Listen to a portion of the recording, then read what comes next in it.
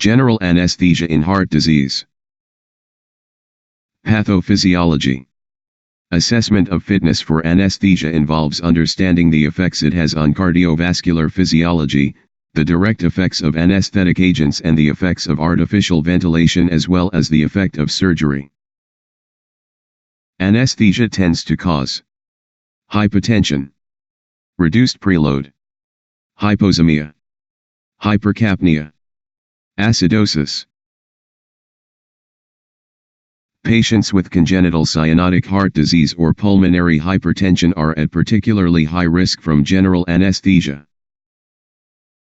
These patients cannot adapt to reduced preload and develop severe systemic hypotension. Epidemiology. The risk of reinfarction during anesthesia after a myocardial infarction is 6% within 3 months, 2% between 3 and 6 months. Clinical presentation. The key to assessing fitness for anesthesia is exercise ability. Good exercise performance suggests anesthesia will be well tolerated. Patients with unstable symptoms are likely to be at risk. Investigation. The following may help determine suitability for anesthesia. Exercise testing. Objective evidence of exercise ability and ischemia is obtained. Echocardiography.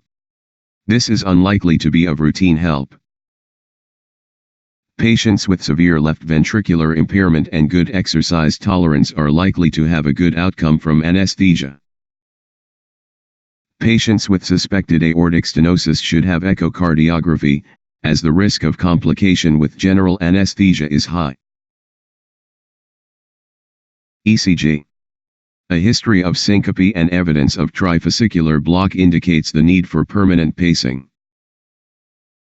Generally, asymptomatic bifascicular and trifascicular block do not require temporary transvenous pacing prior to general anesthesia.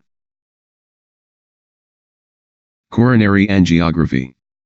Generally, patients with ischemic heart disease who require urgent/emergency surgery should be treated medically with beta blockers, which may be given intravenously if required.